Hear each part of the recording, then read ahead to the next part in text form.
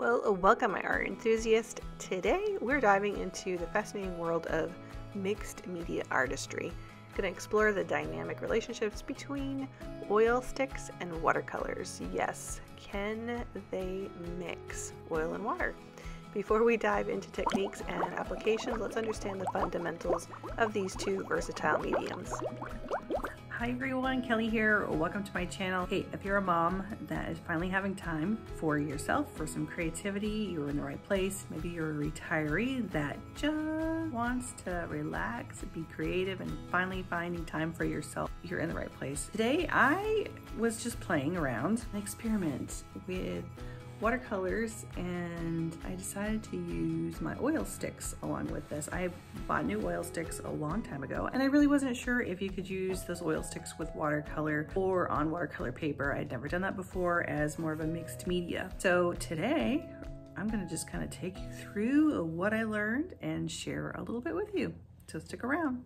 So let's talk oil sticks, also known as oil pastels or maybe oil bars. Art medium composed of pigment, wax, and a binder. And they really offer that creamy consistency and that really vibrant pop of color. Kind of similar to oil paints, traditional oil paints, but these come in a convenient stick form. On the other hand, we have watercolors, the beloved watercolor, and they are known for their translucent, luminous qualities. And they consist of pigments suspended in a water-soluble binder, typically applied, as you know, we've been doing this for a long time, with brushes onto watercolor paper. But today we're going to look at both of these together. So let's look at oil sticks and watercolors. They each have their own unique characteristics, right, and different uses. But when you blend them together, they can produce a very diverse range of textures and visual effects, and really opens up an endless opportunity for us to express our artistic vision. And sometimes, you know, when I was trying this out, I didn't know what direction I was going to be going in, and this was a fabulous test for me. So I went into this as a complete experiment. And although experimenting with mixed media can be really exciting, it's really essential to be aware of potential challenges that you might be facing when you're working with these two mediums. So be mindful of how the oil sticks. It might appear to alter the appearance of your watercolor paper. So I would suggest that you experiment on a smaller scale before you start tackling larger projects. So embrace the unpredictability of this, the spontaneity of mixed media, and allow yourself to explore, discover a little bit, and maybe push the boundaries of your creativity. But what I do want you to remember is that there are no mistakes, only opportunities for growth and innovation. So I have my new set of my Rosa paints. These are in the botanical colors, and I'm getting ready for my loose floral class coming up in April. So I'm still experimenting, and this one has a lot of new colors in it. So I decided I was going to test out just a basic rose shape, and I was again playing with the colors. And when I got done with this one, I thought, well, you know, I've done this before. Let's just take this one another step further. So I got out my gold pen, my paint pen first, and I was playing around with it, just trying to highlight a few areas. I had done a rose prior, and this is going to be part of the floral class where I added the gold to it. I really liked what it did for the textures, and just kind of upscaled just a basic rose for me. And then I thought, well, you know, I'm sitting here and I'm looking at these oil sticks that I've had, and I've really had yet to use them. I've just been using my basic oils. And it was of a lupin and a bee, and I did it on oil paper. The oil paper that I have was Arches oil paper, and it's a cold pressed paper typically treated with a special coating to enhance its resistance to oil so it doesn't soak in to the paper as much. And then I use just Strathmore watercolor cards for this project. So I was like, is it going to work okay? Is it going to be able to hold up to my oil sticks as well? And so it was an experiment for me. I thought I would give it a shot. So I did a little digging on oil paper and watercolor paper and really looking at what the differences was.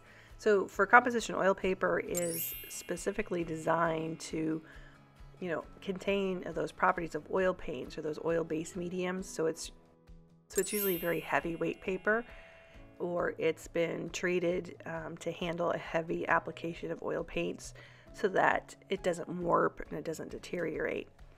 The texture for oil paper is typically smooth or has a very slight texture to the surface, and that texture allows for you to be able to manipulate those oil paints and really help with the blending and the layering techniques that most oil painters use. Also, for absorbency, unlike watercolor paper, which is highly absorbent, oil paper is less absorbent, and sometimes it's not absorbent at all. And what that does is it prevents the oil paints from seeping into the paper too quickly, and that allows the artist a longer time where you can paint on it and achieve certain results that you're looking for. Also, as far as durability, oil paper is engineered to withstand really heavy application of oils and solvents, so it's much more resistant to tearing or disintegrating from solvents that they use in some of the oil paintings. On the other hand, watercolor paper's composition is specifically designed to use with water-based paints, right? Such as watercolors or maybe gouache. And it's usually made from cotton, maybe wood pulp. I love the cotton watercolor paper. Wood pulp tends to disintegrate and it's hard to lift. And if you go over an area too many times, it can start to lift and you see the wood pulp coming through. But it does come in various weights and textures. As far as texture, watercolor paper comes in different ones, including a rough cold press texture, which is really textured, or a hot press smooth. The textures can affect how the oils are going to react on the surface if you're using oils on watercolor paper, and that's going to influence the appearance of your brush strokes and just the texture in your watercolors.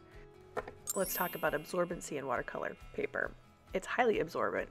It's going to allow those watercolor paints to spread and blend smoothly on the surface, and the absorbency of the paper affects the behavior, how the paints work. When you're looking at techniques such as wet into wet or wet into dry, it's definitely different. And then for watercolor paper, a lot of folks tend to do stretching. I don't usually stretch my paper. Watercolor paper has a tendency to buckle or warp, obviously when it's wet. So to prevent that, you can stretch your paper by pre-soaking it in water and then adhering it to a flat surface before you paint on it. And that process helps to keep the paper taut and prevents warping during the painting. For myself, I usually just don't go through that second process, because most of the time when I'm doing wet into wet, I'm doing a background first and then I let it dry. And once it dries, it usually flattens out. So in summary, oil paper is specifically designed for use with oil paints. It has the characteristics that accommodate that heavy application of oil-based medium. Watercolor paper, on the other hand, is tailored for water-based paints, and it's highly absorbent, allowing for that smooth blend, layering of watercolor pigments. And so each type of paper has its own unique properties suited for its intended medium, right? But the question is, can you use oil on watercolor paper? And the answer to that is yes. Yes, you can. While watercolor paper is designed for that water-based medium, it also can accommodate other mediums such as oils. However, there are a few things you want to consider and keep in mind while you're using any kind of oils on watercolor paper. So let's talk about those. We've kind of already touched on the texture, right? Watercolor paper typically has some texture, especially if it's cold pressed or rough paper, and the texture may affect the application of the oil, as it might not glide on a smoother surface. I find that I really appreciated the added texture that it created for this. It almost gave it like a very heavy wallpaper type floral look to my painting, so I thought that was really interesting. So that being said, the tooth of the watercolor paper, which really refers to its texture or the roughness of it, we know that it can affect the oil pastels and how it adheres to the surface. So a paper with more tooth might provide a better grip, really allowing for that richer color or that blending. And I actually used a tissue, I've used my finger, with a glove on, and well, I should say I was supposed to use it with a glove, but I don't always do that. I do wash my hands directly afterward. But you should use a glove if you're just trying to create that texture, giving it a little softness by spreading it and smearing it into your painting. So for layering, since watercolor paper is absorbent, it might not hold as many layers as paper that is specifically designed for oil painting sticks. You might find that the paper just gets saturated a little bit more quickly, and it might limit the number of layers that you can apply over your watercolor paper. So oil paint sticks often come in an enclosed twist-up tube or wrapped in paper. Makes them really easy to handle and apply. And oil pastels typically come in a stick form without any casing, and can be a little bit more messy to handle, especially in warm conditions. They might melt. So one thing to think about is your dry time. Oil paint sticks and oil pastels kind of share the same similarities in application method, but they do have a difference in dry time. You want to keep in mind oil paints dry through oxidization, similar to traditional oil paints, so they could take several days or even weeks to fully dry depending on the thickness of that application. So oil pastels do not dry the same way, and they remain workable indefinitely, and they do not fully dry or harden like oil paint sticks do. So with the pastels, you probably want to do some type of fixative if you're using pastels versus traditional oil sticks. If you'd like to help me support this channel and just learn a little bit more about different things like watercolor, oils, alcohol inks, who knows. I do have a Patreon account, and I would love to have you as a member over there. We get to just have some fun, experiment, and try all kinds of different things. So I hope you found that helpful. I hope that you'll go out there and just try some new things today. Try some mixed media. This was super fun, and I loved like that tapestry look that it gave, and it was really quick. I mean, you could just throw the oils on there so fast. Great for a background, I think. Feel free to find me on Facebook or Instagram, and if you do this, I would love to see it, so tag me. All right, we'll see you in the next one. Bye.